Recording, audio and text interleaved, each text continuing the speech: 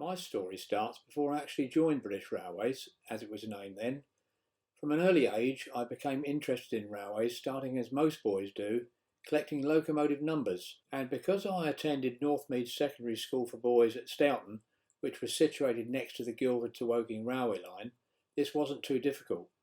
Our geography classroom was nearest to the railway line, and when a locomotive's whistle or exhaust beat was heard, everyone stood up to look, exclaiming either coffee pot or flat top or whatever breed of locomotive it was. It used to drive our geography teacher, Mr. Todd, mad. Trainspotting soon became an obsession, and most weekends were spent either at Brookwood or Woking station to marvel at the express trains passing through, some of which I would eventually work on, although I didn't realise this at the time.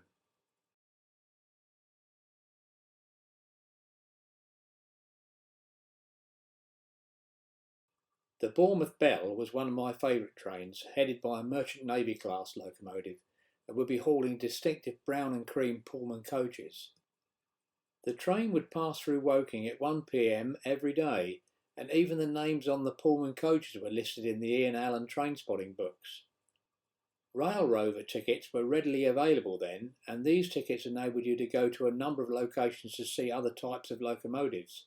Trips to London with other boys from school included major terminal stations, engine sheds, etc.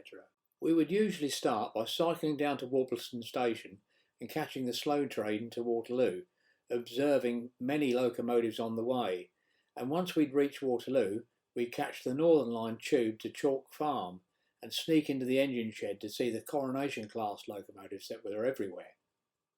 Once we'd whetted our appetite there, we'd make our way to King's Cross station to see the magnificent A4 class Pacifics, 60026 named Miles Bevore being the first one that I'd ever set eyes upon, and also the first diesel locomotives I'd seen, Class 31s and the original 3,300 horsepower powder blue coloured Deltic.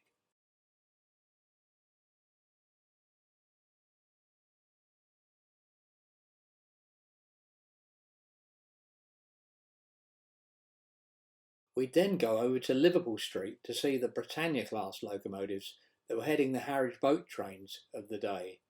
On one occasion, when my friends couldn't make it, my mother accompanied me. I can still remember sitting at the end of King's Cross station platform eating the corned beef and HP sauce sandwiches that she'd packed for us. Another excellent venue was Reading General Station, where we'd see the superbly turned out kings, castles, halls and granges heading the express trains of the day. The Cornish Riviera Express, Pembroke Coast Express, the Red Dragon, to name just a few.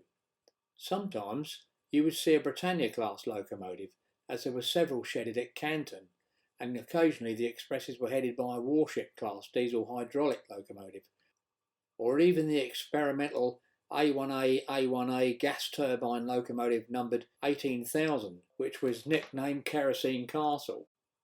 Initially, I could only afford the Ian Allan 2 and 6 version of the Trainspotting books, but eventually bought their combined volume, which in those days cost a staggering 10 shillings and sixpence. Whenever we went to Reading General Station, there would always be a salesman there carrying a small suitcase stuffed with Ian Allan books. It was like a treasure trove.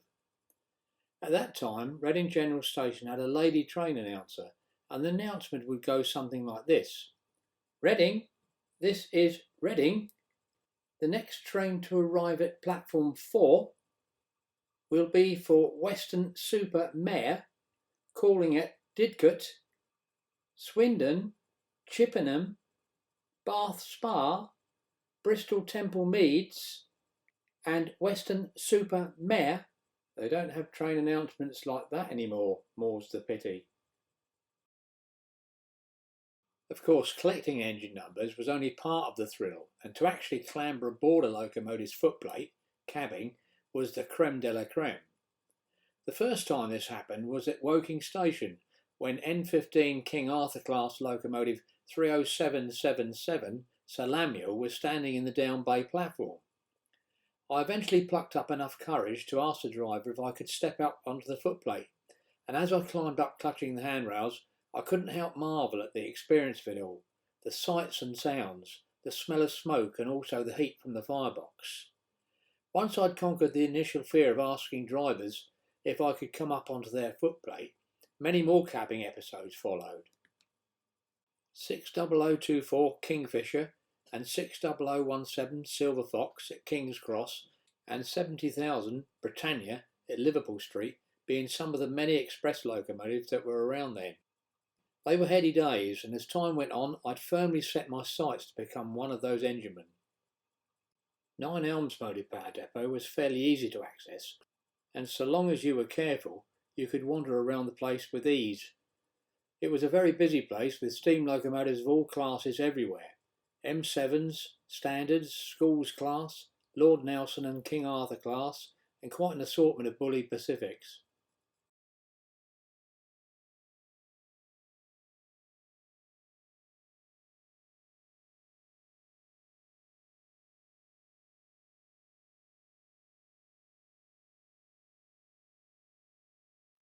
One Saturday, I wanted to see more of the southeastern Bullied Pacifics, and with a couple of other spotters from school, decided to try to get into Stewarts Lane Motive Power Depot.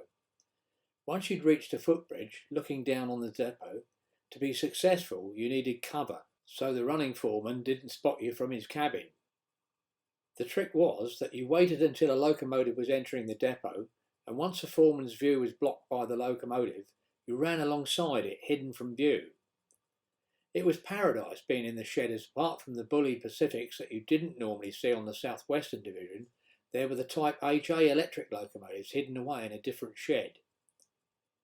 At the time of introduction, this class was the highest powered single unit locomotive in the country.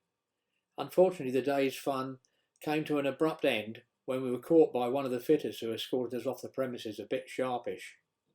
On another occasion, I went on my own to Victoria to see the Golden Arrow, the South Eastern's prestigious Pullman train that left Victoria for Dover at 1 p.m. On my way between Clapham Junction and Victoria, I noticed two different types of electric locomotives at Battersea Wharf. I remember telling my school chums that I'd seen a blue electric locomotive with pantograph in the sidings at Battersea, and they wouldn't believe me. It wasn't until recently that I found out that E3056, the first of the AL5 class, was indeed at Battersea Wharf, standing alongside HA class E5022 at an exhibition between the 3rd and 6th of October 1960. When I reached Victoria, I waited for the locomotive to arrive from Stewarts Lane Motive Power Depot, and when it arrived, I noticed that it was adorned with the Golden Arrow emblem, plus a Union Jack and tricolour flag representing Great Britain and France on the smokebox front, and huge golden arrows on the side of the locomotive. Quite an impressive sight. It was now 1960, and I was between the age of 14 and 15 when all of the pupils in my class at school were interviewed by the careers officer. When asked what I wanted to do when I left school, and not wanting to be ridiculed by saying the words train driver, I said that I wanted a career on the railways as a motorman, as the electric train drivers were all called that at the time. Mr. Howells, my headmaster, and the careers officer were both emphatic, saying there's no future in the railways, but I was adamant and asked for my name to be placed on the list as an engine cleaner based at Guildford. Eventually, the paperwork came through, and once I'd left school after my 15th birthday, Ronnie Christmas, my classmate, and I were given rail tickets to attend our respective medical examinations at London Bridge. I can remember that it was really strange how our medical examinations took place. We both sat in the waiting room, and when my name was called, I was instructed to enter a small cubicle and undress down to my underpants and wait until my name was called. In the meantime, another candidate would exit an adjacent cubicle, and you'd be standing there listening to their medical record whilst waiting to be called.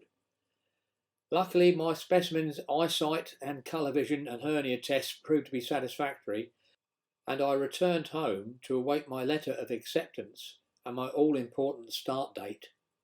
In the meantime, another local place I'd go train spotting was along Saltbox Road at the Monkey Bridge, which again was easily within cycling distance from my home.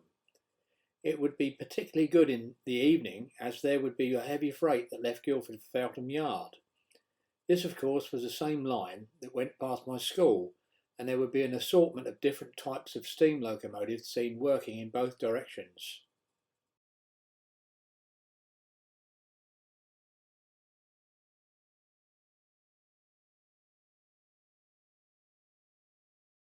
Guildford had its own motive power depot, 70C, and I'd spent hours on platform 8 waiting to see locomotives entering and leaving the depot.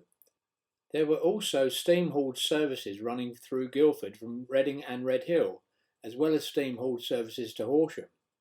Another good vantage point was the passemeter, a bridge walkway between numbers 1 and 2 platforms and Guildford Park Road, where you could view the coal stage area, which was always bustling with locomotives having their fires cleaned, smoke boxes emptied and being refuelled with coal and water before being moved to the engine shed or being berthed in adjacent sidings at the coal stage.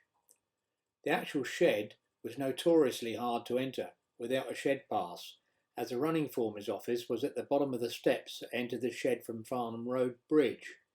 However, I would soon be able to enter the shed with no restrictions and marvelled at the prospect of working on steam locomotives and getting paid for it.